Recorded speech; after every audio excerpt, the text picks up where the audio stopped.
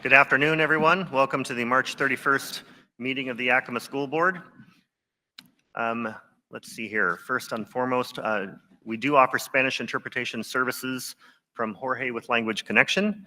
If you need translation assistance in person, please check with Jorge for a device. I am speaking off of a script that is incorrect. Do we have translation this afternoon? We do not. I apologize. I am incorrect. We do not have translation this afternoon. If you wish to make a public comment, there are two options available for you. The first option for commenting is on agenda items only, and the second option, which comes towards the end of the meeting, is for all other topics. In order to speak to this afternoon, you'll need to sign two forms, the sign-in form and the guidelines form, which are both located by the door. Liz, would you please take the roll? Director Navarro Jr. Present. Director Rice. Here. Director Walker. Here. President Beckett. Here. Vice President Villanueva is excused. Thank you, Liz. Would you please rise and join me in the Pledge of Allegiance?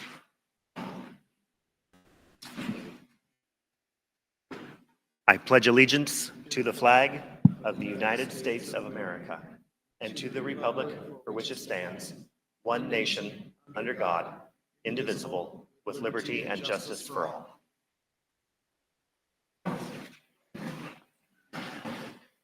The character word for March is collaborative, promoting working together effectively to achieve common goals.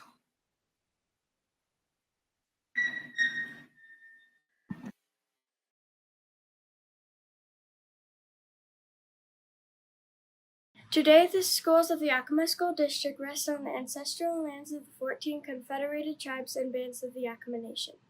Hoy las escuelas del Distrito Escolar de Yakima descansan en las tierras ancestrales de las 14 tribus y bandas confederadas de la nación Yakima.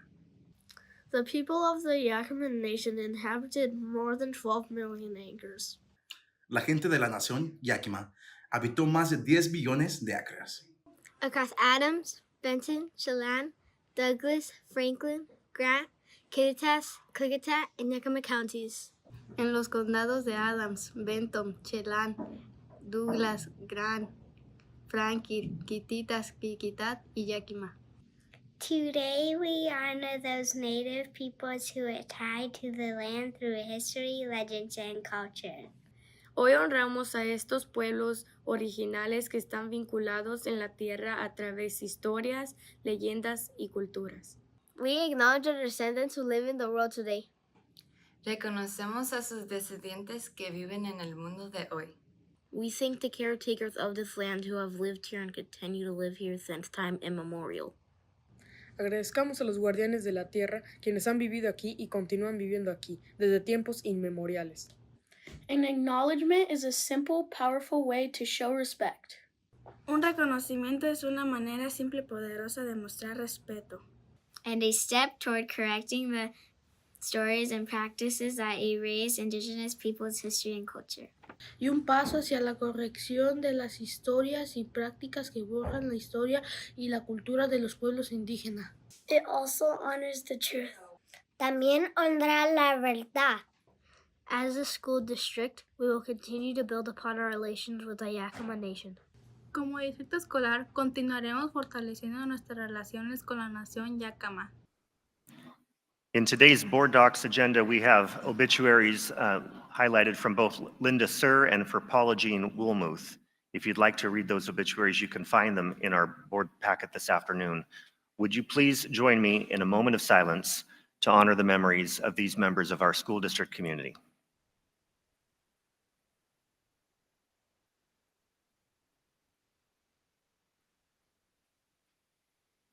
Thank you. And today we are recognizing National Assistant Principals Week. And to help us with that process, I'll turn it over to Director Walker. Thank you. First, we have a proclamation. National Assistant Principals Week, April 7th through 11th, 2025.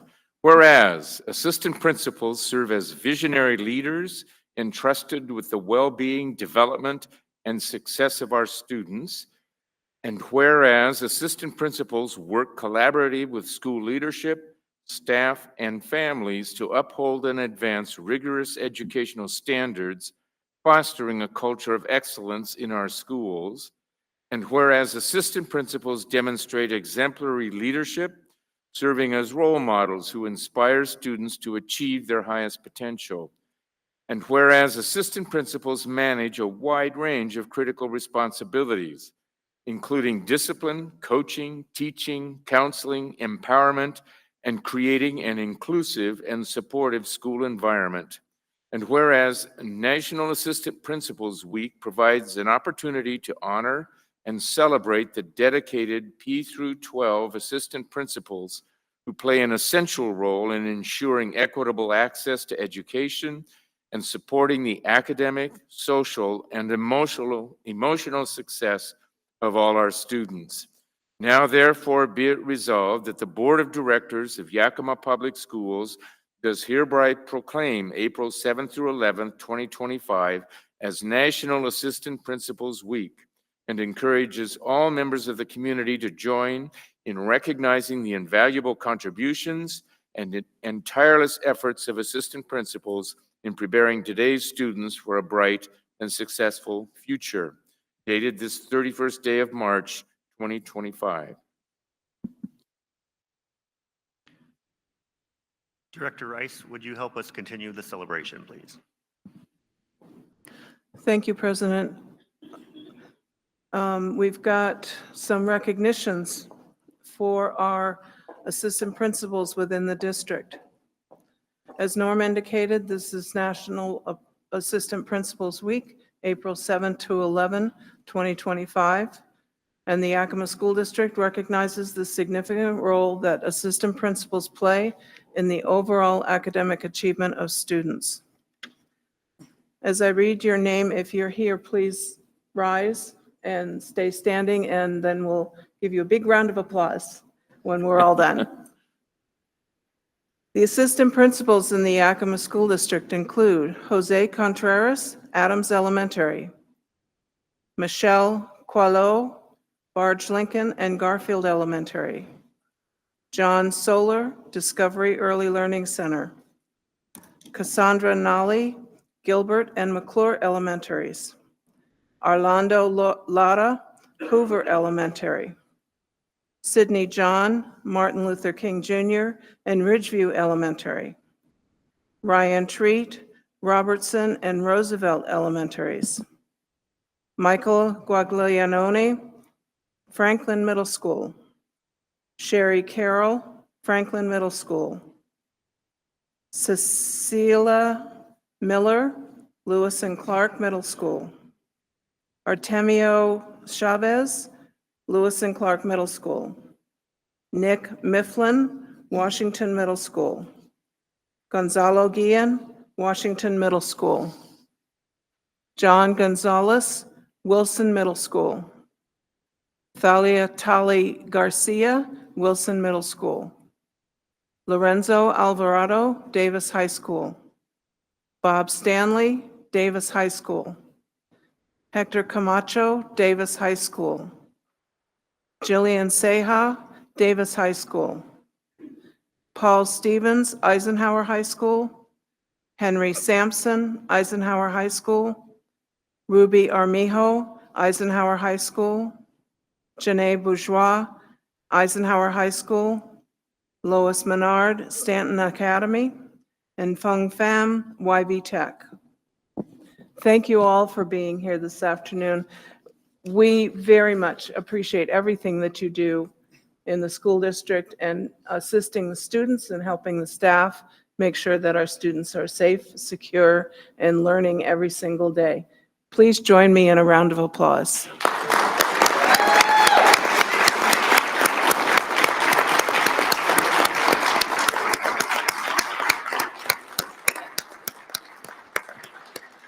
We think it might be nice, considering it is the end of the day, and we do want to get a photo, but we thought maybe we would do the photo outside.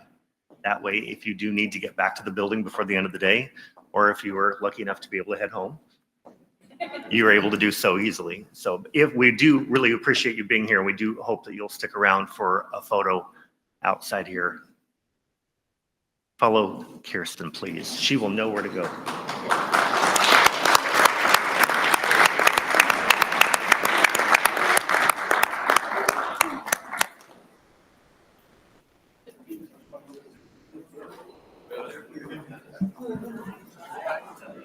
So many new faces.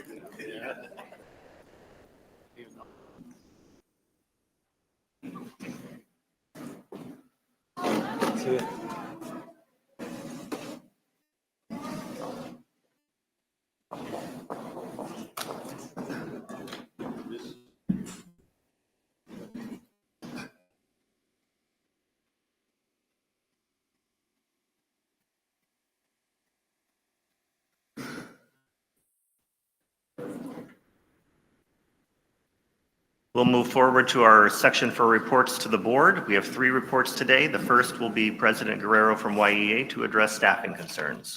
Francis, welcome.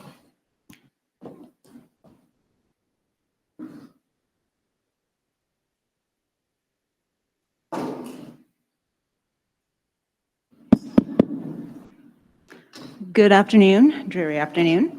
So this will be my last staffing report before your next meeting where you're going to vote on whether or not you do reductions in staff. Although, to be perfectly honest, I am absolutely not expecting that at all because the district has been behaving as if there is not going to be a RIF. They have been engaging in unassigned pool behavior, which should not precede RIF, reduction in force stuff.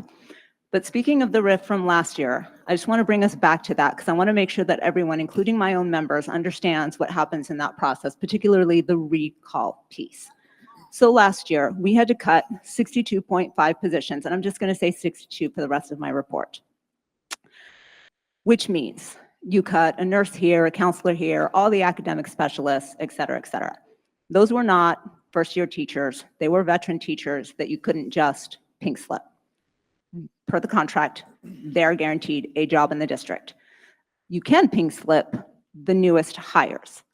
The problem is you couldn't just pink slip the bottom 62 people because maybe 20 of them were special ed teachers and they had to be called back regardless.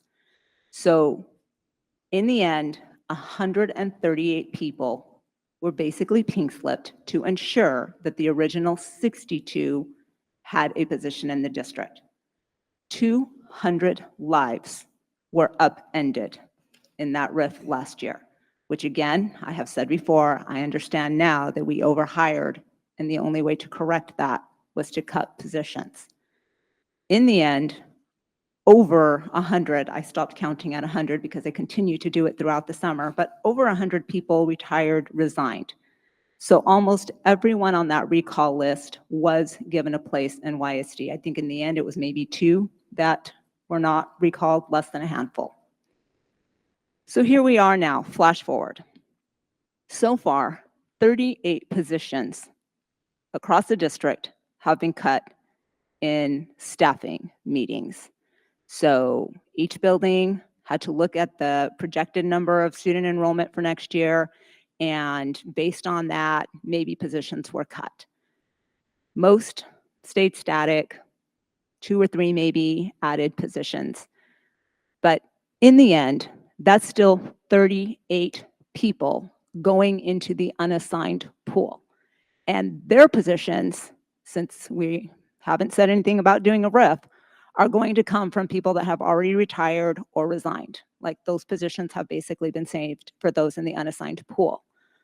But we have a couple people that are very highly restricted in their certification. And so if you cut them to a half-time position, which several were, I think there were like 8 positions that were cut to 0.8, 0.2, 0.5, whatever. And so now you've created 4 positions that are going to be itinerant, 0.4 here and 0.6 there. And other positions where those people don't know where they're going to be next year because they can only do the one thing that was cut to 0.5.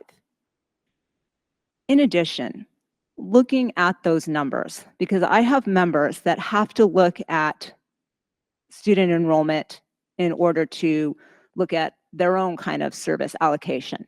And so what we noticed was that if you look at the P223 February headcount for 2024, and I'm looking at one particular building, so we're doing apples to apples, one building. 2024, the count was 838, and the student count this February was 833. And based on the loss of 5 students, you're telling me that building had to cut 3.6 positions? When my people look at that, that doesn't look right. That looks really shady. And if it was just that one building, maybe there's an explanation for that. But when you look across the district, last year, 2024, our enrollment was 14,810. This year, 14,785. That's only a difference of 25 students, and yet you cut 42 positions based on that.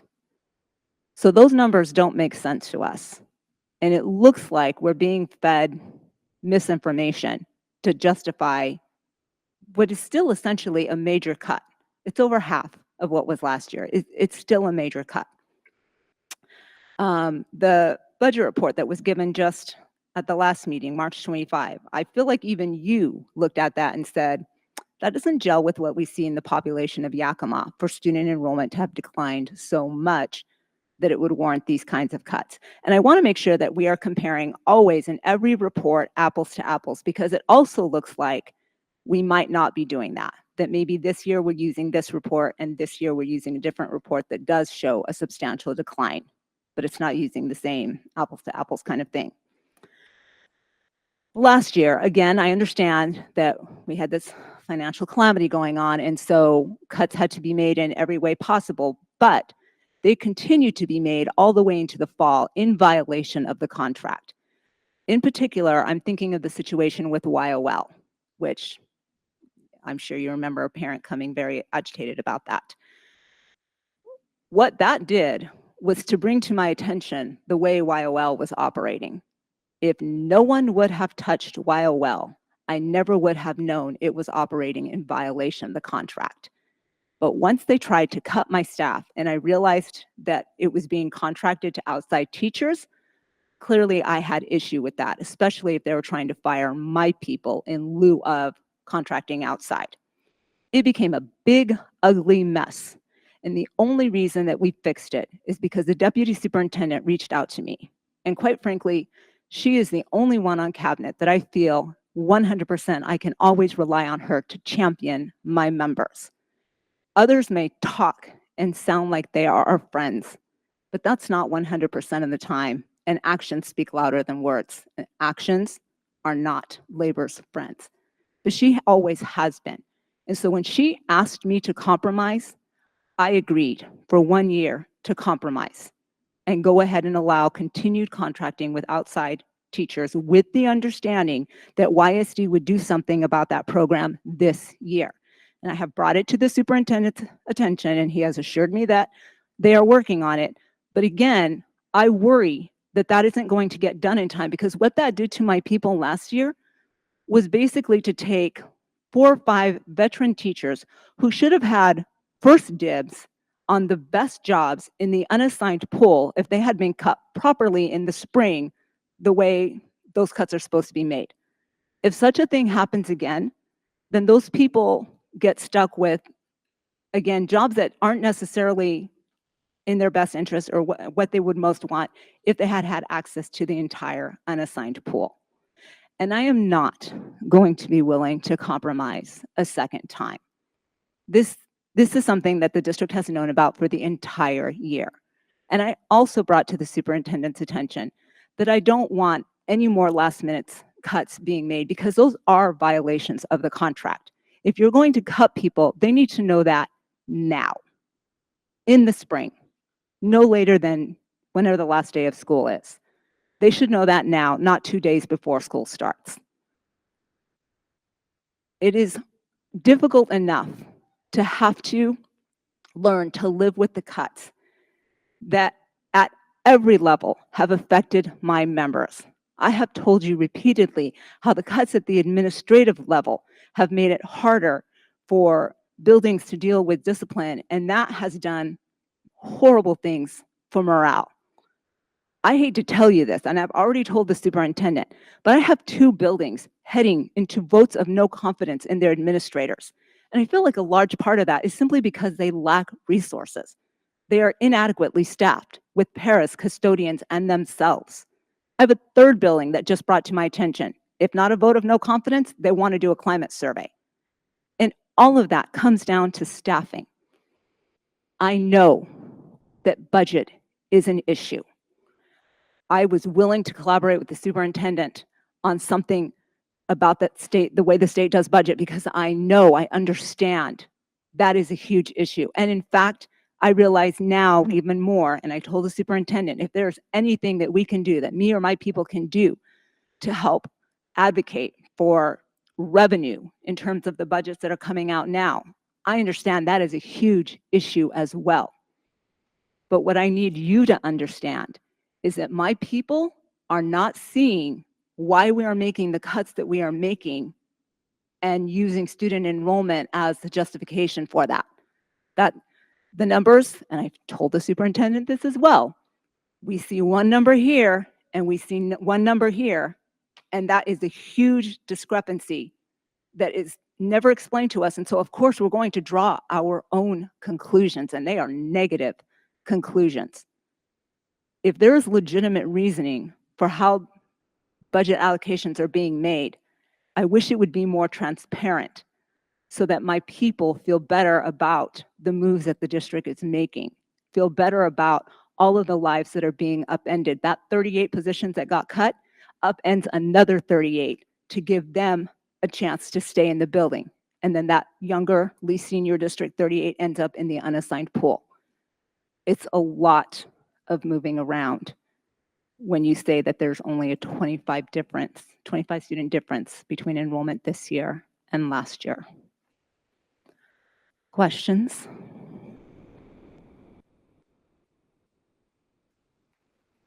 Okay, I repeat, I would love to work with the superintendent and the president in doing another editorial to the state about increasing revenue, because we know how important that is. Jacob Cooper, Chief Financial Officer. I'll talk a little bit about enrollment and why you might be confused. So my whole life is about numbers, right? And the whole system is based on ratios. So what you're looking at is there's 2 things. I overprojected enrollment last year, which means that we need to cut now to get back to baseline. So high schools in particular, Principal Hasty is behind you. We talked about Davis and Eisenhower, our 2 largest buildings. I overprojected their enrollment, which means this year to bring it back to baseline, I need to reduce further. Secondarily, I project enrollment, which you don't have access to generally because that changes over time. So I'm projecting downward enrollment. So you're not looking at apples to apples. I'm staffing on oranges and you're still looking at apples. So you're not privy to information that I have. I have projected enrollment, which is different than the current enrollment. And also I overstaffed last year. So that is why net 38. It's the same number that I discussed last board meeting. So it's all numerically driven. As the principals can attest, we go to their staffing meetings, they get X amount of teachers for Y students, and the whole system is staffed the same way. So if you're looking at enrollment numbers, then I think you and I probably need to have a conversation about which enrollment numbers and at what time of the year, is it projected, is it actual? The other thing that you have to account for is program placement. So special education, if there's a big amount of self-contained students, and the way we staff special ed here is I project enrollment in total, including self-contained special ed students, and then I back out half of that student when I assign staff, because that student is not in full-time, right? They're not in classrooms full-time, but they're also in self-contained. So if you look at the schools, the math, and let's say there's 50 self-contained students, approximately 25 of those would get dropped out of the ratio when I allocate general ed staff. And then you add CT staffing on top of that. So I guess my point is everything is ratio driven. It's above board. Every principal, I believe, could tell you how many teachers I'm giving them per student, 26 and a half, correct, Hasty? And so it's all there. It's just point in time data that you're seeing that you don't have access to, because I project enrollment and I'm projecting it downward. And so, and then certain buildings were overstaffed. So when I overproject one year and then I'm projecting downward another, the point in time information is going to be different. So it is all numerically based. It's all ratio driven. And if anybody wants to see the math, I'm more than happy to provide it. I provided it last meeting as well. And so unfortunately, I can gladly clear up any confusion you have. Anything, if you'd like to know anything else, we'll talk after. Any questions, Superintendent or members of the board?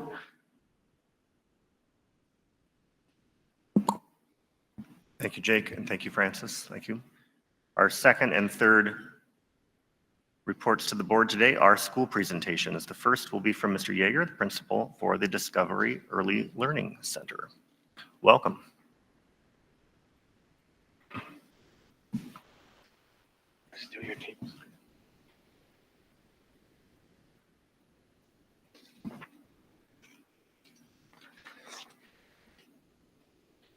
All right. Well, good evening, members of the board. Welcome to Discovery Early Learning Center. Welcome, Superintendent Cabinet as well. Thank you for your time to come here and let me update you on the amazing things that are going on here. Before I get into it, we do have some of our staff members here. If they wouldn't mind standing up, I'd love for them to stand up. And if we could give them a rousing round of applause for all they do for our youngest.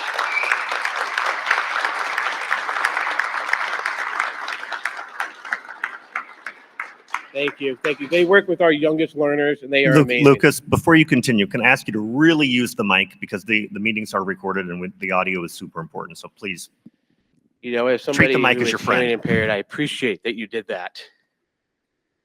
So I'm Luke Jager. I'm the principal here at Discovery Early Learning. Just a reminder to the board, you have all the slides in your packet. We're just going to go over a few of them tonight. Am I sounding better in the mic? All right. So first, we just want to recognize and thank everyone who has contributed and been in the process of our new building. We have a new building on the left there, and then one of our new classrooms on the right there. We're just really excited to have this for our staff. Our new building now houses 6 classrooms, our office staff, our kitchen. And with this addition, we now have about 95% of our early learning staff all on one site, which is awesome. Our school sites are still based off-site, but otherwise everyone is here. Our 6 classrooms in the new building are being used for developmental classrooms. These are classrooms with students with IEPs.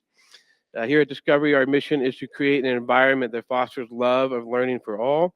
The values that we recognize as being important for us as a staff are growth, trust, respect, belonging, and adaptability.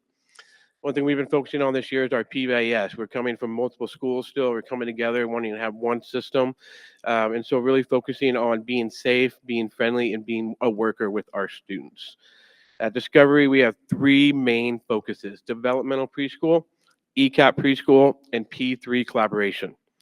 Our developmental program is for students ages 3 to 5 who qualify for an individualized education plan or an IEP.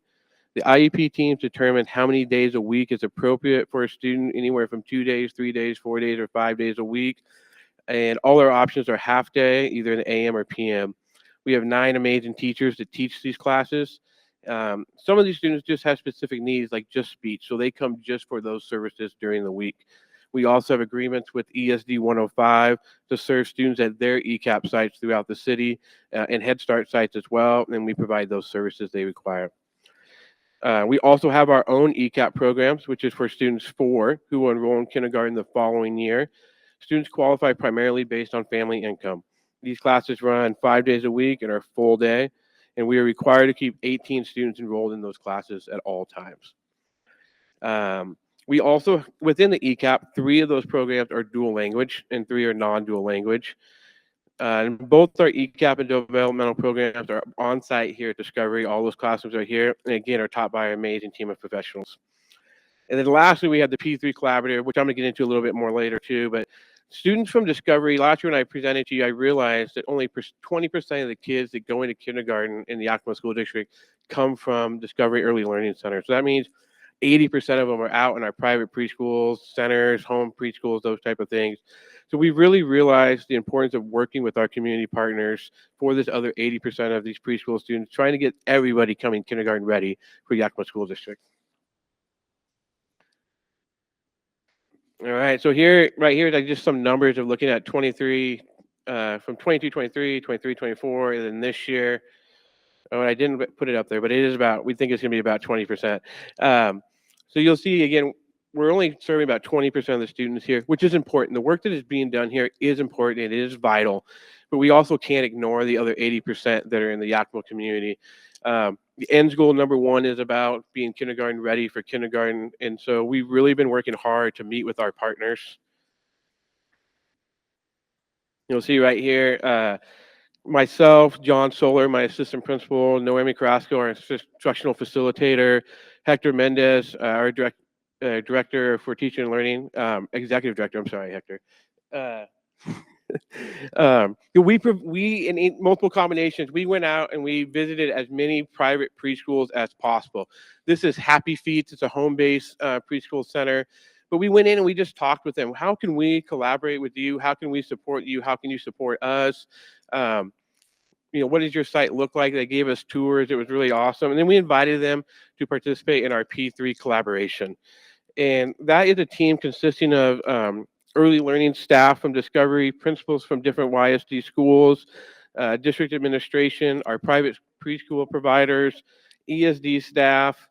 It's been a really great experience. We've been meeting monthly. We have gone through a rubric, the leadership rubric for making a difference, 10 essential steps to building a pre-K system. And so we went through that and really scored ourselves and talked about what do we need to do next. So we set goals, we set vision. Right now we're talking about what data do we want to collect as a city of Yakima on our preschool students, and how do we share that data? And so that we can make informed decisions on what all kids need as far as professional development for their teachers or just needs and resources in general. From that, we had a P3 workshop earlier this month, early learning workshop, and it was focused on social emotional learning, which is actually part of our SIP goals as well. And the target audience were parents, private preschool providers, early learning staff, and we had Mary Virginia Maxwell from ESD 105, very knowledgeable. She gave a great keynote message. And we had one of our kindergarten teachers, Myra Juarez, and then Andres Calavos from ESD do breakout sessions, all on social emotional. We had our staff were there. We had private preschool providers there. We had parents there. It was a great night. All right, so kindergarten readiness. Our scores are on the increase. In your packets, I don't think I have the slide here. Oh, I do have a slide there. So on this slide, you can see we go up, down, up, down, up, down, up, down every year. We are on the incline, though. As this next slide shows, our scores are improving. As a school district, more and more kids every year are coming in kindergarten ready. And just one thing I'm going to point out on this, because it's not truly up, down every year, because there is a missing year for COVID in there. But still, there's kind of that interesting pattern there.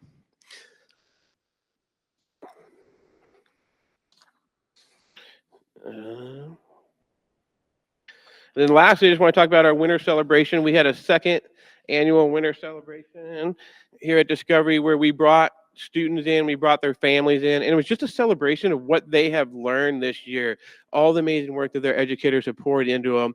Their families came in, they went into 3 different rooms or rotations where they did a make it, take it, where they got to show their letter recognition skills, their counting skills, their fine motor skills, and they made cocoa bags and beaded necklaces and snowmen. They worked on shapes, things like that. But they got to show off to their parents. And then their parents also got to see how they can work on this stuff at home. And it doesn't have to be complicated. Things that they're already doing can reinforce those skills that they are working on in the classroom. So that is my hopefully under 10-minute presentation. And also, Kristen, I'm just going to show off this next slide. I know I wasn't supposed to edit it, but in the top right, I made my own edit there. Are there any questions from the board? I have a question. Thank you. Thank you for the great presentation. I find myself curious about Discovery Early Learning because it's not been a cohesive program up until now with everybody, most everybody, all in one place and having focused attention on the learning for our littlest ones.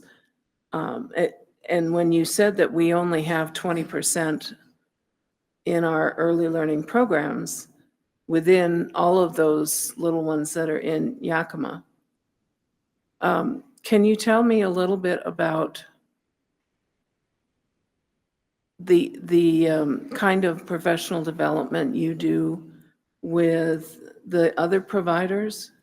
And if you have a sense for how many children they touch, and if there are families that want to take advantage of this program at Early Learning Center, but generally want to homeschool their kids, is there a partnership that they can avail themselves of for that type of learning? Yeah, there's a lot there. Sorry, Yeah, I don't no know that worries. I can remember it either. I don't know if I know exactly how many kids are out there right now. I know Trevor has shared with me. You got it. Yeah, what I can share is about 5 years ago, when the strategic plan came into being, one of the most challenging parts of it, and continues to be, that we are trying to bring students into our system kindergarten ready when we don't have them. So that necessitates reaching out to the community. That has been very, very difficult, especially when you're talking about funding issues. So I would look for a potential revamp in our refresh in our strategic plan to address what we can do with students we actually have. But it has been beneficial to get the lay of the land out in our community. And we did have the Bezos Foundation early on when we were looking for a partnership for early learning, came out and did a study in Yakima. Again, this was right after the pandemic, I believe. And the numbers probably changed somewhat with what we've seen with the declining birth rate. But at that point, what they had shared is that we have 1,200 students. Right 5 years ago, they would say we had 1,200 students that didn't have access to a program. So that would be 1,200 coming into our system at that point, which we know is lower now because of what we've seen happen with the attrition. So there's a significant issue of having childcare for every student, and there are many that choose not to, and that does make it challenging, which has been what's nice about then trying to have that coordination of reaching out into the different childcare centers and develop that relationship, which has happened over the last 2 years to varying degrees of efficacy, I would say. Do you want to elaborate anymore? Yeah, we definitely have grown. I mean, it's a want. Our private providers out there, when we go meet with them, they want to come together. There are some smaller groups here and there, and I've put myself into those groups, and so we're trying to get this.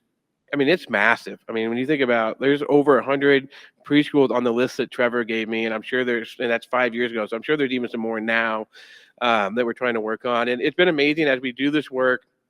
We're having people at the regional and state level hear about it, and they want to meet with me and John and talk to us about what they know, and they're teaching us so much more about this community that we just weren't aware of. And we are just really at the foundational level of understanding the early learning private world, if that makes sense, of what these centers and what these home-based centers are doing as well. It's exciting though. I mean, people want to do this work. People are volunteering. The last meeting we had, I was like, here's 3 projects. Who wants to volunteer to do them? And people took them. They wanted to do it. It's important to them. I just got a meeting invite for a meeting. I can't remember what it was for, but it was for something. And one of our providers was also on there. And they wrote back before I could say, they said, no, we have a standing meeting with Discovery for this work we're doing. That's more important than this. Can we reschedule it? And so, I mean, our private providers out, they want this to come. As far as parents, I don't know if we're there yet, but I've had some experience with a program called Play and Learn, which you don't necessarily have to be attached to a preschool to do that. It's more parent bringing the kid in. And so that's something that's on my radar. Just, it's going to be little steps, moving the ball down the field. I like to say just constantly tilting. And so I think everything you talked about, the things we're wanting to do, that group, that P3 group, and we want, when I say just right, we're not just talking about private preschool. We want kindergarten teachers there. We want first grade, second grade, third grade. It's P3 for a reason. We're just starting with preschool. We want preschool teachers there as well. We have principals right now. That's been our latest addition. but trying to figure out what is the professional development, what do our people need, and facilitating that for the whole community, not just our school staff, but for everybody.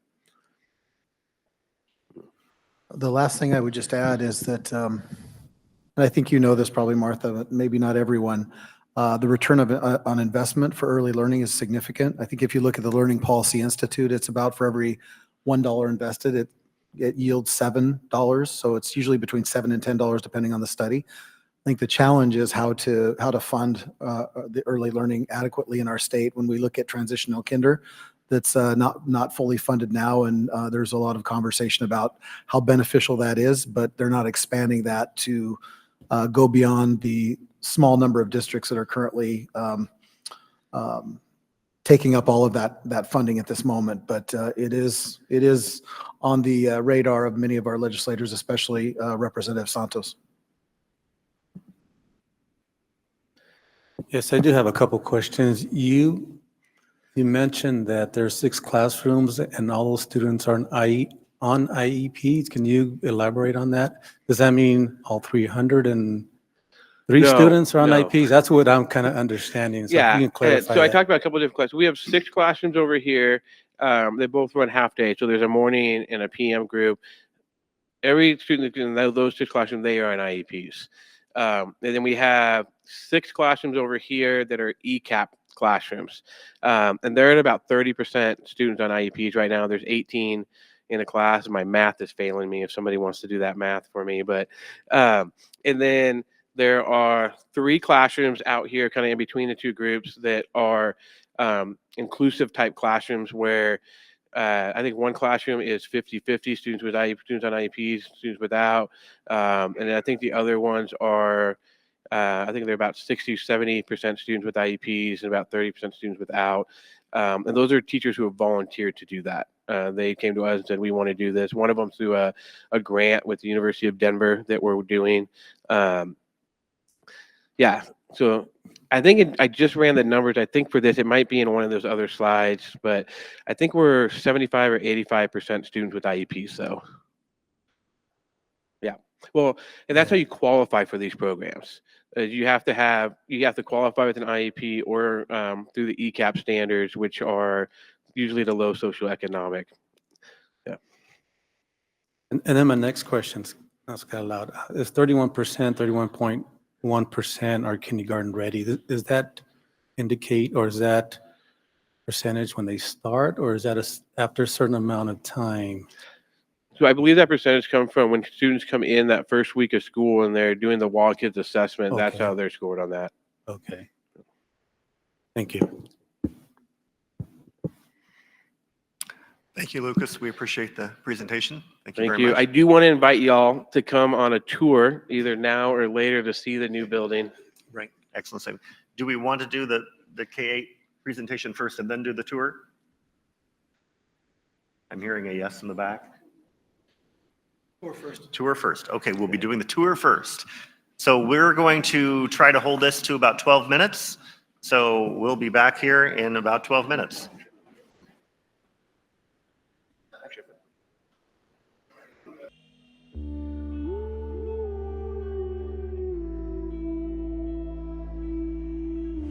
All our classrooms in here are identical. They all have the same kind of teacher space and then restroom and cabinetry and all that.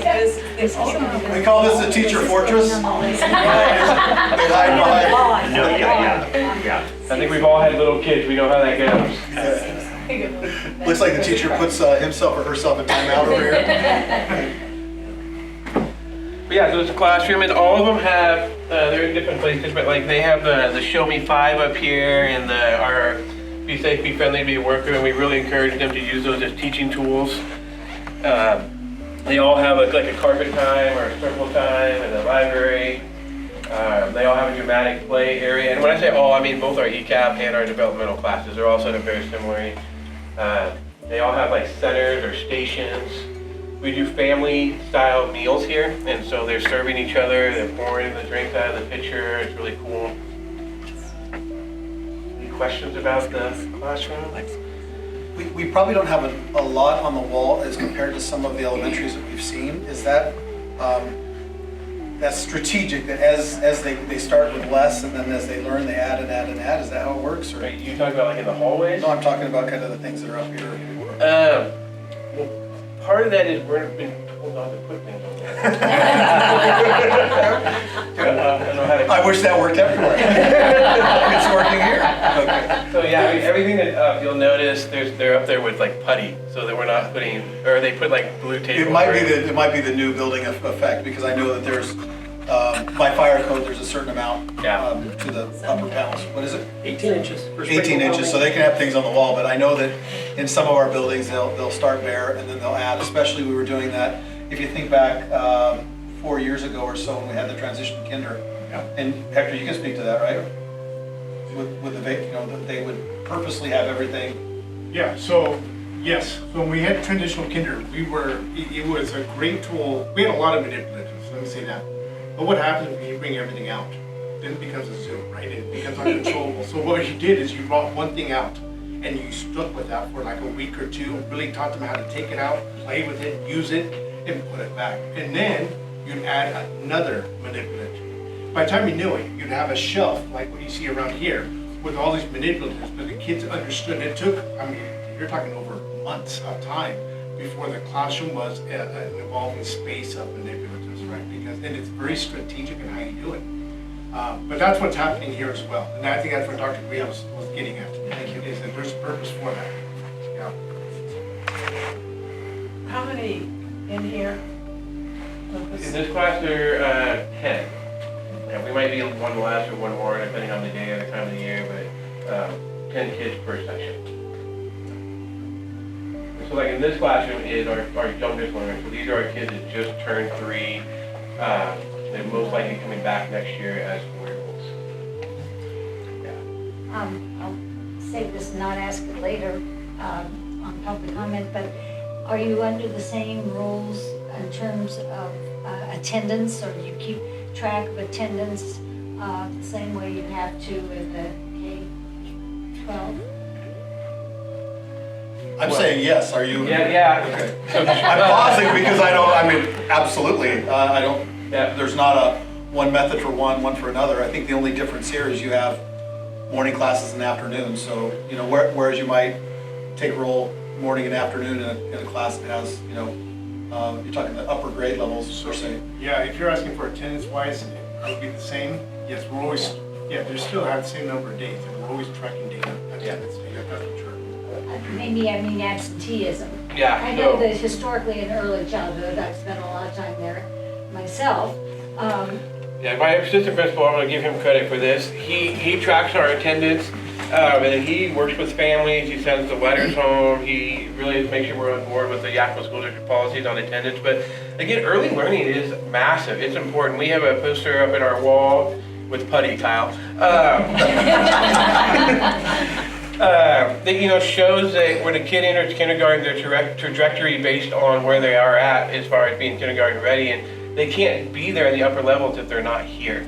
And so we really stress with our parents the importance of being here at a young level. It's interesting you bring that up because I actually come from a high school background. I taught high school for 8 years, and then I was at district level for 9 years. And I've never had necessarily the conversations or the lack of importance from, I feel like, the parent base that I have at early learning. And I wonder if it's just, they just haven't had that experience yet, or it's just preschool so they don't think it's as important. But it's been something that we've been addressing and having those conversations, that it is vital that the kids are here every day.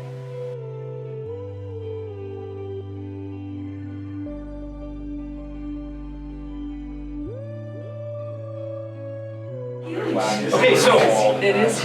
I'll start here. So this one we actually added quite a few things. So when the building came in, there were about 12 pieces, and so this one presented some weird challenges. But we do have a walk-in freezer, walk-in cooler, and then all tile floors throughout. So you can basically fill it up like a bathtub. And then like Lucas was, please don't. But we haven't tried yet. Like Lucas was talking about, it does. They feed a lot of kids out of here with a lot of dishes. So it has a full commercial conveyor dishwasher, multiple sinks. And then a huge dry storage area for that kitchen staff.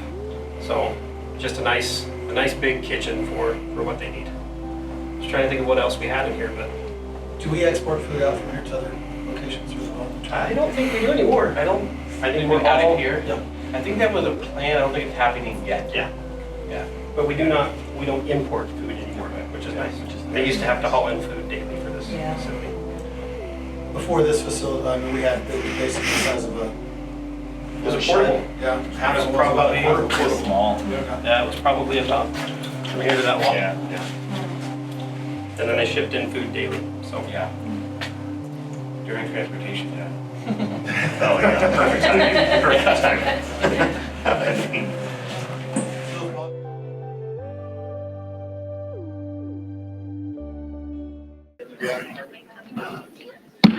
Okay, we can resume. If I can have your attention for a few more minutes here. Our third and final report to the board today will be from Brenda Maloney, our principal from K-8 Virtual. Welcome, Brenda. It works. Okay. All right. Good evening, everyone. First, I'd like to extend my gratitude to Principal Jager for hosting this meeting. I'd also like to thank the Board of Directors and the Cabinet members for giving me a chance to speak tonight. It's truly an honor to share with you all the great things happening at K-8 and how we're making a meaningful impact on our students and families. Now I'd like to introduce you to what K-8 is.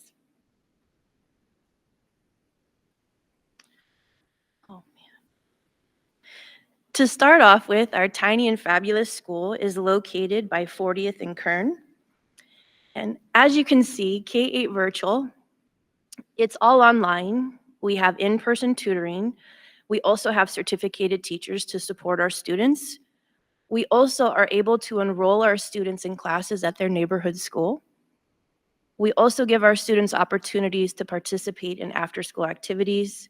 We've added this year counseling service and life coaching services as well. A key part of what makes K-8 so successful is our parent partnership. Our parent partnership is a collaborative education model where parents take the lead in their child's instruction while partnering with K-8 for resources, support, and enrichment opportunities. So what does our parent partnership look like? Parents and students come in, they select their own curriculum. So with reading, we have about 20 different sets of options for parents to pick from: math, science, social studies, history. We also even offer guitar. It's truly personalized education tailored to meet the needs of our students. We have some students in 8th grade that have already passed geometry. However, we do have some students in 8th grade that haven't been to school since kindergarten, and so we actually have them in classes where we're teaching them how to read. These students with the parent partnership are also able to enroll in classes at their local school. So if they want to take advanced orchestra, they can. We offer in-person tutoring. We also have teachers to support parents for academic guidance. We also have opportunities for them to participate in sports and clubs in their neighborhood school. And these students are also allowed to have counseling services and to utilize our life coaching services. When you look at our parent partnership, you can see, sorry, it's hard going back and forth between the glasses, so I'm losing myself here. So now that you have a better understanding of K-8 and our parent partnership, let's talk about our enrollment numbers and the growth we've seen this year. As you can see from the chart, last year in June, we had 205 students total for K-8. Right now in March, we're at 205 students. When you look at our parent partnership numbers, you can see that our growth reflects how dedicated the staff at K-8 is to growing our program. So as you can see, we've had the parent partnership, this is our 3rd year, and the first 2 years we had a total of 2 students in it. Right now, we're currently at 29 students and still recruiting. K-8 Virtual has taken intentional steps to expand. We worked at the Central Washington State Fair. I'd like to give a special shout out and thank you to the cabinet members, to the teaching and learning staff members, as well as our K-8 staff who man the booths at the fair. We're currently making phone calls and mailing letters to families that currently live in the Yakima School District. we're making phone calls and mailing letters to students and families that currently live in the Yakima School District. However, the families are sending their students out of district. We have about 1,000 of those students that we're trying to recruit back to the Yakima School District. Most importantly, the staff at K-8 Virtual has built a program that we believe in and one that we would send our own kids to. Now let's shift our focus to the goals at K-8 Virtual. Our first goal is to increase the percentage of students successfully completing all their courses from 23% last year to 50% this year. As you can see, we've had a great success in our students passing their courses. Part of the success is due to offering students in-person tutoring. This goal directly aligns with our strategic plan of ensuring that 19 out of 20 students graduate on time. After all, if you can help our students pass their courses and become successful in school, we're setting them on the right path to graduate. Building on our commitment to student success, let's move on to our next goal. By the end of this year, K-8 Virtual would like to establish counseling and life coaching services. We would like 50% of all of our students to utilize these services. One of our strategic goals for the Yakima School District is to ensure that 19 out of 20 students feel connected to both their peers and adults at school. As you can see this year at K-8 Virtual, we now offer Playful Life Coaching, where it's an app that students can use. They can put it either on their phone or their computer, and within 30 seconds, they're connected to a life coach who has a certificated counseling certificate. We also now offer counseling services twice a week. We hired Colleen Kaluzny. She's a retiree hire, and she really focuses on students and staff well-being. The other piece that we've added this year are many in-person opportunities for students to come to K-8. So now we have a student and family orientation where all families come. We offer tutoring, and we have many family events. Our ultimate goal at K-8 is to create a safe and supportive environment where every student feels valued. I'd like to thank you again for the opportunity to share our incredible progress happening at K-8 Virtual and our parent partnership. Thank you for your time, support, and commitment to the success of our students. Thank you, Brenda. Are there any questions from members of the board? Brenda, can you help me understand? Maybe it's because it's late in the day and it's math, but I don't understand the numbers that you gave us for enrollment or participation. Or there was 2 last year and now there's 24. And could you go over that part again, please? Absolutely. Can we go back to the slideshow?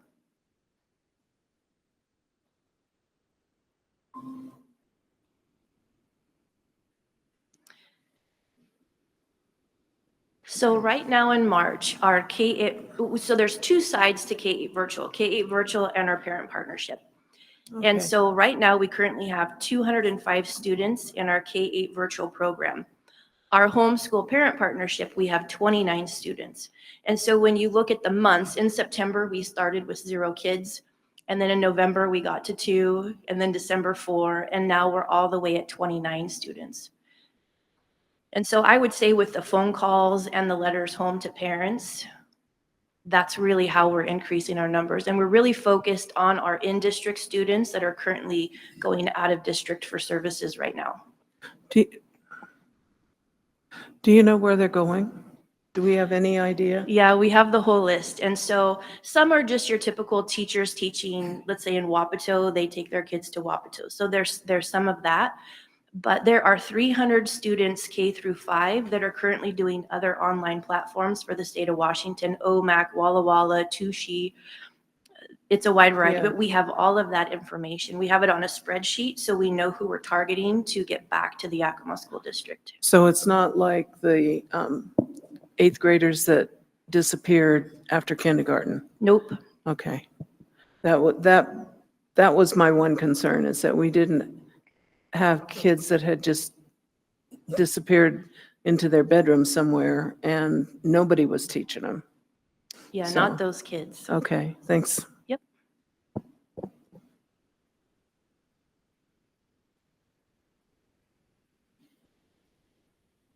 Thank you very much. Appreciate the presentation this afternoon.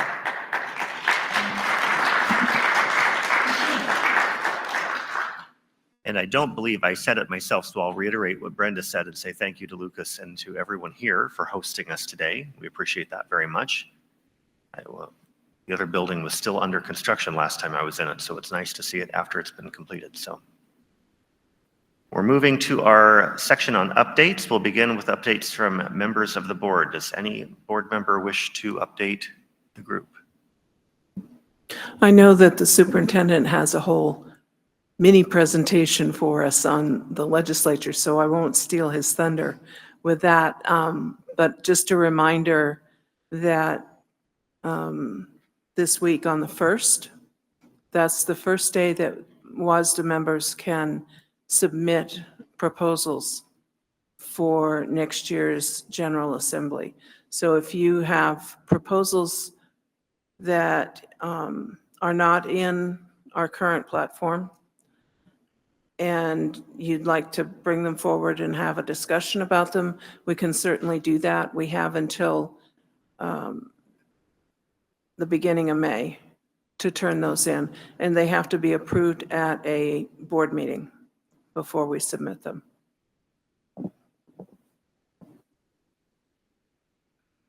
Thank you, Director Rice. Hearing nothing else, we'll move to Dr. Green for the superintendent's update. Thank you so much. I'll start out with the Senate and House bill update, if we could pull that up. And Jake, if you would like, make any comment, just let me know, because you and I have not talked about this and there might be some overlap. But I did share a document with the board earlier. I believe it was late last night, so you may not have had time to look through this. But I wanted to take you through what's happened recently when we look at the Senate and the House budget proposals. So if you go to the next slide. So I've broken it down according to tone and support to K-12 budget priorities and new revenue plans there on that first slide. The Senate bill is more friendly towards public education. We have direct investments in MSOC, which is maintenance, supplies, and operating costs, special education, pension COLAs. We're not seeing that in the transportation area. So you might have recalled that we had coined the phrase statewide, the big three being special education, MSOC, and transportation. The House is more cautious about the funding, and they are proposing in the House $13 billion in new taxes versus the $17 billion in new taxes at the Senate level. If you go to the next slide. So you can see the big three funding comparison, MSOC, special education, transportation. If we start at the bottom, you can see that there's no bill movement on transportation. So that is essentially dead at this time, and we're not hopeful in those areas. We are seeing significant opportunity in the Senate proposal in special education, which is that second row of the first column. So you'll see $967 million for K-12 and $47 million as well for DCYF, including multipliers, lower safety net threshold for special education. Looks like we have a quick typo there. I apologize for that. And cap removal. The House proposal is much more limited and provides zero for MSOC at the moment. So this is the current status. If you go to the next slide, then just summarize the Senate budget is stronger, prioritizes MSOC, special education, pension COLAs, SEB, and is more comprehensive in addressing our needs. So just again, a high level overview. We'll probably get in the details maybe a little bit more with Jake, maybe not. But do you have any questions that maybe we could answer around the Senate and House proposals that came out within the last week? No, I can provide some color commentary. Please. Like, would you mind going back one slide just to put, and most of my update this evening was going to be about the differences in the two chambers budgets. And superintendent, if we could go to the MSOC slide would be helpful. So just to put some context to how big the numbers are, the swings. The MSOC total there on the Senate side, if you look at the 174 million, that's an additional $1.8 million for Yakima when you put it on a local perspective. So that is one of the larger swings. The special education funding has been very volatile, and even the bill itself continues to be amended.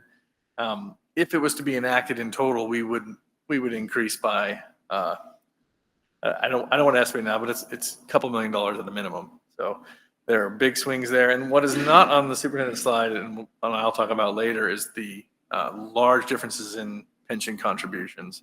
And Dr. Green did touch upon the two different, there's a $4 billion gap in revenue that hasn't been approved yet by either chamber. So that still has a lot of water to go under the bridge when you're talking about 13 versus 17 billion on the revenue or tax side. Just to bring it home, those numbers really mean something when you start to drill them down at the local level. And the Senate proposal is contingent upon new taxes. So just be aware there that if taxes are not approved, then that does not happen. So In this session, more than ever, they've used K-12 as the tip of the spear for revenue increases. And we've seen quotes like, no new revenue, no new K-12 funding. So it has put K-12 in even we are the paramount duty, but has put us in a very interesting place. any questions? Okay, then I'll go through the rest of the superintendent update rather quickly. I do want to follow up. Franny made some comments, and I want to thank her personally. She is the first YEA president, and there have been 3 in my time here. And she is the first to extend any type of opportunity to collaborate together and approach the legislature. So I think that is a huge olive branch and a huge opportunity. So as you know, we've already engaged in writing a co-op, an op-ed that was in the Herald, thanks to Franny's efforts. So to have that happen and then know that we have the opportunity then to join forces and go to the legislature is something that I really appreciate. Also, I did want to call out just in one of the things that Franny mentioned, I just wanted to kind of memorialize this here, that there was a mention of 2 of our buildings where we have leaders. There have been votes taken, I think she alluded to, and then followed up with the statement that she believes that those are because of lack of resources. So I just think that it's very important at this point when we're talking about honoring our assistant principals and the work that they do, just how important those positions are. And we did intentionally reduce at the administrative level, knowing that we had to stay far away from the classroom as possible, which is very difficult when you're talking about an occupation that is 85 to 87% human capital. And we know, and this is one of those statements that will always come back and haunt somebody, but I'm willing to put it out there because it is the truth. It's what makes a difference in our profession is people, people, and people. So that is the most important thing, that connection that's made and having those teachers in the classroom making that difference. But in making the statement that we have principals out there that may have some challenges with staff or maybe struggling, and recognizing that that could be because of resources, I think is very valuable to know, so that if that does surface later on, that hopefully there is advocacy on behalf of those principals to recognize the efforts that they're taking at a time where there has been attrition even in that support. The last 2 items that I just want to share is that we do have just a great announcement. I'm looking at if she's still here. Is Heather still here? Did she? I'm going to call out that she skipped out. That's terrible. I shouldn't do that. But Heather Hasty, one of our wonderful AC Davis High School principal, did reach out to the AWSP WASA, so that's the Association of Washington School Principals, and the Washington School Administrators organization, typically for central services and administrators. They hold a conference every June in Spokane, and she was picked up. I think she's the incoming president for the Principals Association, if memory serves correct. But she did submit a program, a presentation, which will highlight the faith-based partnership that we have in our district. So very excited to have her engaged in that, and Omar, who must be making sure she gets, oh, there he is. He's here. Thank you, Omar. So Omar, I think, is going to be a part of that as well. And, I think while we have Omar here, it is just amazing. I got to tell you this, that there's just so many great things that happen in our district. And just having the faith-based partnership be something that I was able to walk into, and that had nothing to do with anything but the effort of Omar, and having that outreach initially, and then just keeping that flywheel moving forward, and having quarterly those meetings with faith-based partners, so that we have each building has 1, 2, potentially 3 faith-based partnerships that provide services for students that are non-ecclesiastical services in supporting them and just making our community stronger. So I'm looking forward. Hopefully I'll be able to sneak away for the day and drive up there to Spokane and see the presentation and say a few words and come back. But if not, we will be well represented by both Omar and Heather Hasty. And then lastly, we have our 2025 WASA. So that's again the Superintendent Central Services Administration Awards Banquet. If you remember last year, I believe it was held at the country club, Yakima Country Club. It looks like there's a theme for golf courses. So it's at Apple Tree this year, May 15th. So not to be out East Valley, West Valley, I guess, home and away. That is on May 15th from 5:30 to 7:30. Liz, we will reach out to make sure that you have an invitation. You can turn us down. That's fine. But if you would like to be there, we will make sure that you're taken care of. And typically there's a community award, student award. It's a great time for all of the districts to come together with their school board members and recognize people in their community. So we're looking forward to that on the 15th of May at Apple Tree. And that concludes my superintendent update for this evening. Are there any questions for the superintendent before we move on? In that case, thank you, Dr. Green. We'll move to our very full and very excitingly busy spring calendar that board members and everyone can find in board docs. And I'll introduce Kirsten Fitterer, our Chief Communications Officer, to discuss a few opportunities to highlight for community engagement. Thank you, President Beckett. And we have indirectly worked on this as a new section, a new offering to the board meeting. So we'll see how it goes. So for the highlights for community engagement, we have a few things going on. First, just want to mention that we do have a board meeting in April, which is the business meeting on April 15th at 7 p.m. at Central Services. There's also the May 1st WASDA Director 8 regional meeting in Thorpe. And then I'm going to move down to some school events because 'tis the season. We have a lot going on for our schools. I know you can all read the list that's in board docs, but there's a few that I wanted to point out. We just concluded the Davis Spring Musical, and Eisenhower's is coming up. That will be Anastasia. It opens on April 17 and goes through April 26, it looks like. That was Davis. Did I say it wrong? Yeah. We just concluded Eisenhower, and next is Davis. Thank you, Superintendent Green. And then we have so many varsity sports going on. And I just want to draw people's attention to, if you want to see both Eisenhower and Davis, to try to go tomorrow at 3 o'clock and watch their tennis match. They will be playing one another. And then many others that are going on: fast pitch, baseball, soccer, golf, throughout the month.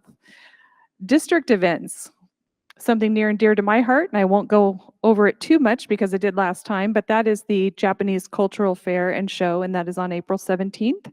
I will mention that on April 11th, we are welcoming 81 visitors from Japan in the Yakima community. So look out for them when they are here. And then hopefully we will see you at the May 8th YSD Excellence in Education event, which is our staff awards. Looking forward to that. And then the rest are so many graduation events that I will go over next time. And since this is the new section called Highlights for Community Engagement, my peers found out about that immediately and have a public announcement for me to read for the community's benefit. And that is that there is a Native American Parent Committee meeting as part of the federal Title VI grant process through EASY. EASY stands for Electronic Application System for Indian Education. The Yakima School District will hold a Native American Parent Committee meeting on Tuesday, April 22nd, 2025 at 6 p.m. at Franklin Middle School. This public announcement satisfies the required public hearing element for the grant. The committee includes parents of Native American students, tribal representatives, teachers, and when appropriate, Native American secondary students. This concludes the highlights of the engagement section. Thank you, Kirsten. Are there any questions for Kirsten before? Awesome. Thank you so much. That takes us to Mr. Cooper for our, I believe we're calling this off the cuff, Correct. Would the Board of Superintendent mind if I don't, I'm podium dependent with some papers. Would you mind if I do my report seated? Thank you. My colleagues are more coordinated than me.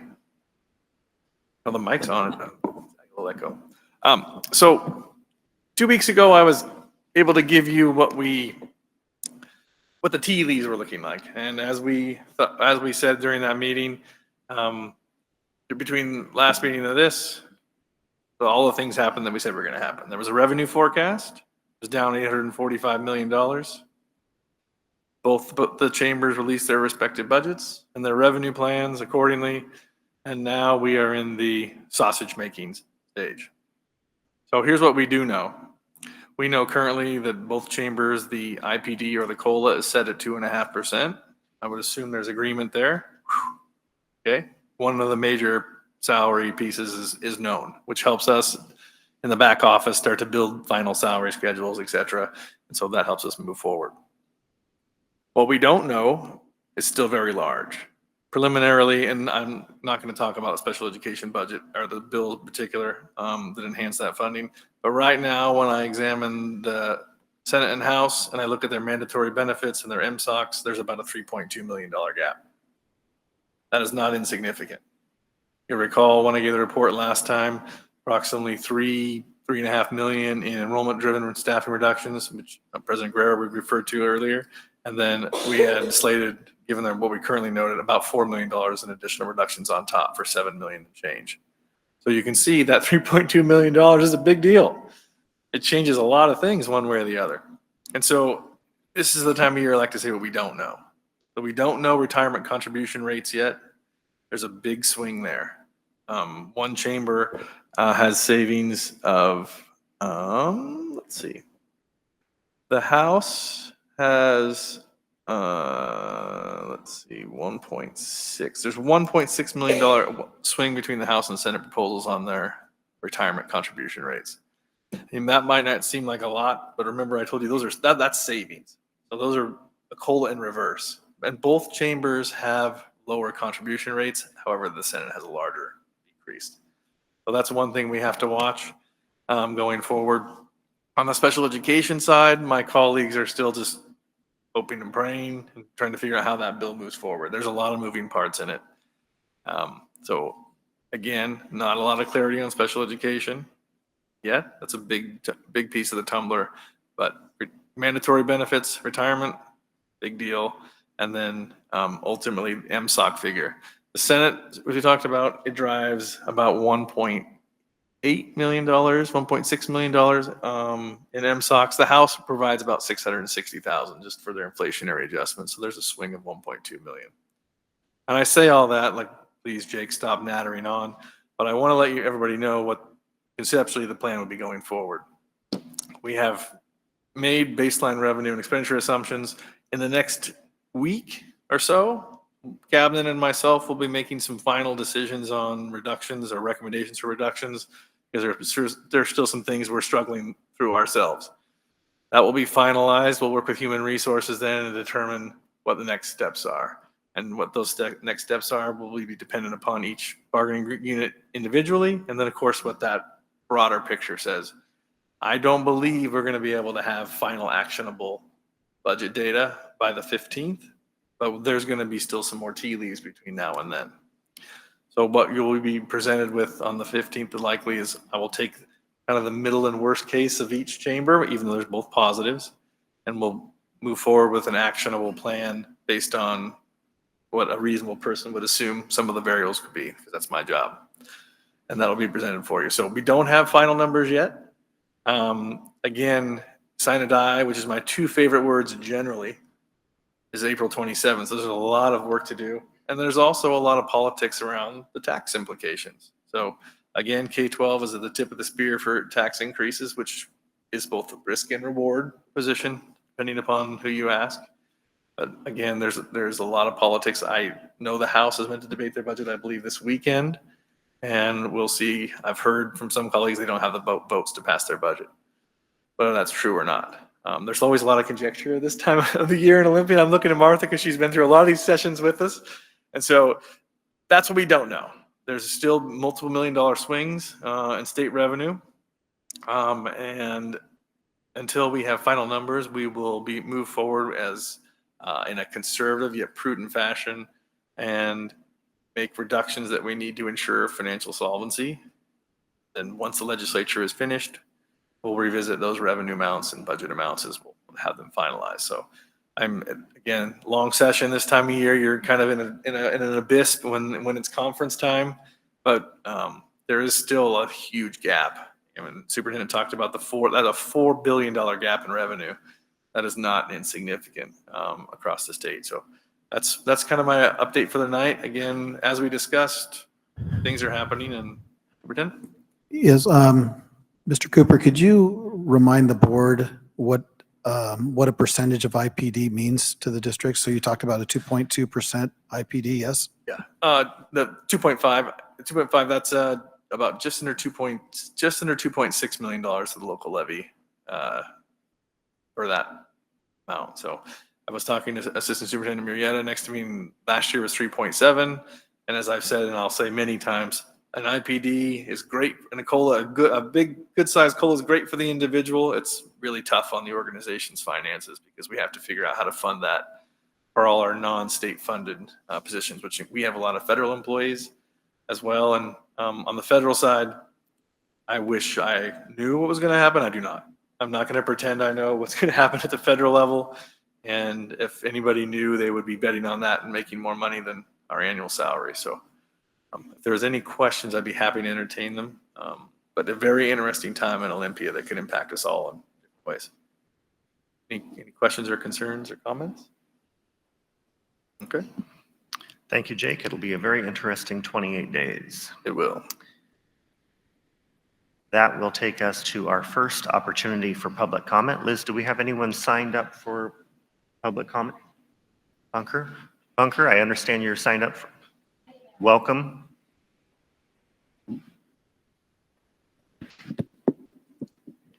Hello, it's my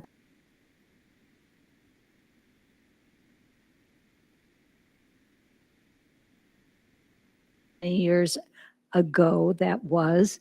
I have to say that my attention is always on the Yakima School District, but what has drawn me down here today is the early childhood discovery site, to see it, because my first job in Yakima in 1970 through the ESD was to come to the old Castleville for one of our first Head Start and provide speech therapy there through the ESD.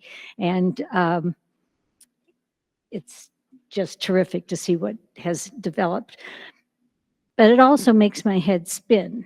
And in terms of terminology and application and following kids to post-secondary success, because I also spent 13 years on the State Board of Education, where it had many years of studying opportunity, had a chance to serve on some of the strategic planning committee a few years ago in that vision of post-secondary success. And I just completed 10 years, I think it was, on the EPIC school board, the EPIC program board.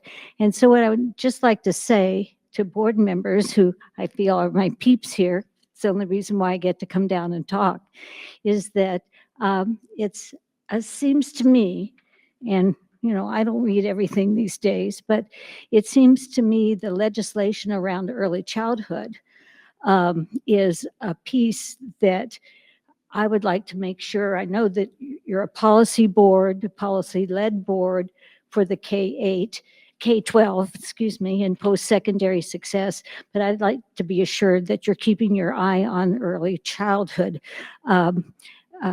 legislation. I was shocked when I opened up an email recently. I was shocked I even bothered to open it up because it was a legislative report on early childhood legislation, and there are like 20 pieces of legislation. And so I just want to mention that it needs to be followed by our local board as well. And we'll park early childhood with that. I'm thrilled with what's happening. I think it's very, very confusing in terms of all the avenues. And as long as somebody understands that and you're working together, just keep doing the good work. But Brenda Maloney, I have to say this the K-8 virtual program is something that was so new to me. I guess I dropped out of sight over pieces like that, because I remember when we would start with the trailers for kids behind the skills center to come for supplementary work and then get to graduation. To have a K-8 virtual is something that I'll be spending a lot of attention to as well. Congratulations on that. Thank you, Bunker.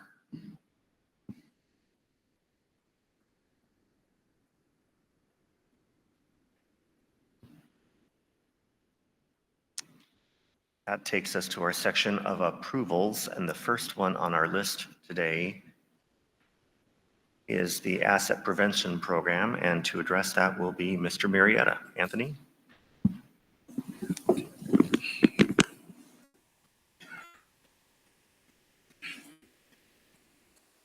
Thank you very much, President Beckett. Excuse me, I opened up the wrong one. I opened up the AGOS report. The Asset Preservation Annual Report, in summary, is every year we have to go by, have our department give an assessment of where our buildings are and how they fit within the standards that are put together by the state. And then, Kyle, is it once every 7 years?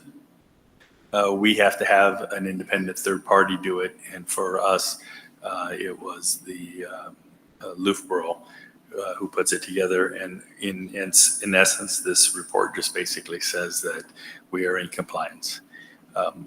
One of the things, though, is that this is something that has to be done by a third party. And this year, in cooperation with OSPI, we were able to run a training program for Eastern Washington school districts. We then had our director certified to be able to do this himself. As I said, every 7 years it has to be done by an independent third party, and then we will enter into a reciprocating agreement where we do it for another like-sized district, and then they can have the like-sized district do it for us, because whether they are dollars provided by the state, it's still part of our overall budget, and every time we can save some money, we hope that that has a trickle-down effect back to the districts itself. And so with that, if there's any questions, I'd be more than happy to answer. And if it's out of my league, I have Kyle Soptik, our maintenance director here also. Excellent. Thank you, Anthony.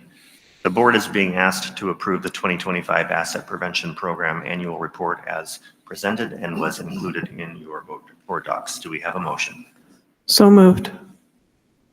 Second. Is there any discussion on the motion? All in favor of the motion, please say aye. Aye. Any opposed? Motion carries. Thank you, Anthony. You're welcome, and thank you. The second item on our list of approvals this afternoon is for Director Navarro Jr. to travel to the NALO conference. Raymond, do you want to preface this? Sure. Thank you, Mr. President. So I'm asking for approval to travel to Atlanta, Georgia to attend the 42nd Annual Conference of NALEO, which is a gathering of elected and appointed officials and thought leaders from across the country that are getting together to discuss important issues regarding education, healthcare. One big thing in healthcare is mental health, and also technology. AI, I think, is going to be a hot topic, and additional topics as well. So it's in the past, it's always been an excellent opportunity for professional development. There are two sessions that I'm very interested in attending in regards to education, and we know with the state of our education in the United States is changing. It looks like there might be some big changes coming up as well. So there's going to be a discussion on the future of public education in regards to federal and state policies. And also there's another a session I like to attend, if possible, is mental health support for Latino communities. And so how we can do what a discussion on that. Also, during this conference, there's access to national leaders. I've formed some great partnerships and relationships with many individuals in many different positions, from local mayors, city council individuals, to state representatives, to senators and our Congress individuals at the national level. So getting access to our national leaders and providing input and comments and so forth, ideas to the national discourse on a lot of these topics. Excuse me. Also, be opportunity to learn about policy situations or solutions and best practices. And of course, it's always an opportunity for networking and collaboration. So I just would ask the board for your consideration and providing me approval to attend this wonderful conference. Thank you. The board is being asked to approve travel for Director Navarro Jr. to the NALEO conference in Atlanta, Georgia, for the estimated amount of $3,500 on July 20th through July 25th, 2025. Do we have a motion? So moved. Do we have a second?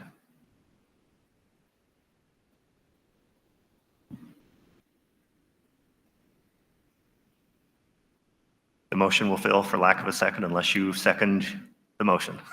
There's only 4 of us here, so. Yes, absolutely, yeah. Well, then I'll second. Okay. Okay, I didn't know I could vote. Okay, so we have the motion and the second, so we can now have discussion. Is there discussion on the motion? I have a comment. This is the first time that I'm aware that the board has been advised that Director Navarro would like to attend this conference.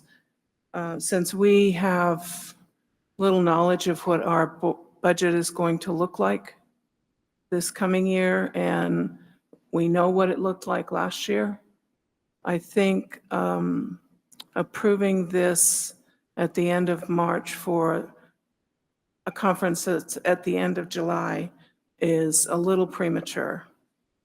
And it's a little, I think it's a little spendy for a conference. And I think it sends the wrong message to approve this motion at this time. Any other discussion on the motion? Hearing no further discussion. Liz, I guess I'll ask for a roll call vote on this today, please. Director Navarro Jr., Aye. Director Rice, No. Director Walker, President Beckett, Yes. motion passes. Motion carries. Thank you all very much. We'll move to our second opportunity for public comment this afternoon. Andy is checking. Okay, thank you very much, Andy. And at this point, we'll get to our first section of policy governance. We're looking to Mr. Cooper, please, for treatment of students and their parents. This is policy 1000.2.1. Thank you, President Beckett. Before you this evening for your review and hopefully ultimate adoption is policy 1000.2.1. Now, this policy is one where it highlights the district's interface with our students and our families, our staff, our parents. And in the data you will find as we go out and build these reports, we send requests out for information for a half dozen different departments. So you'll see in there all the way from details on our policy and procedures on how we interact with students and staff, how we collect data, how we secure that data, what our clear communication expectations are, and then of course, appeal rights. And then we also touch on HIV and HIV as well. So the report has a lot of good data in it. And currently, we are in compliance, or testing to compliance and throughout the report. And I'd be happy to entertain any questions for you. And then on a personal aside, superintendent will get nervous when I say that. Throughout my career, I've interacted with families at different levels, depending upon the departments I've supervised. I want to let you know that I've had the honor to supervise the enrollment department for the last 2 years in Yakima. And to a T, the parents and students I interact with on an appeal basis have been wonderful.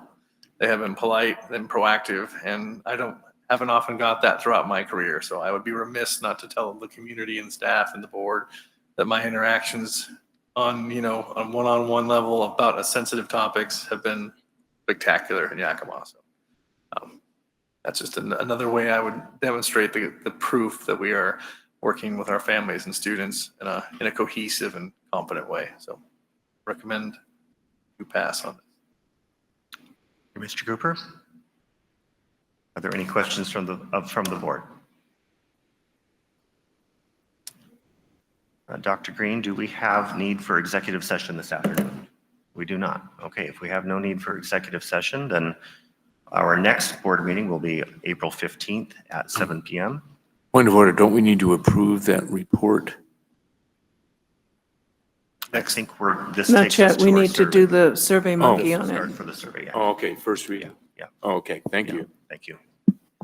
Okay, so as I was saying, tax day, 7 p.m. is our next board meeting. And until then, we are adjourned.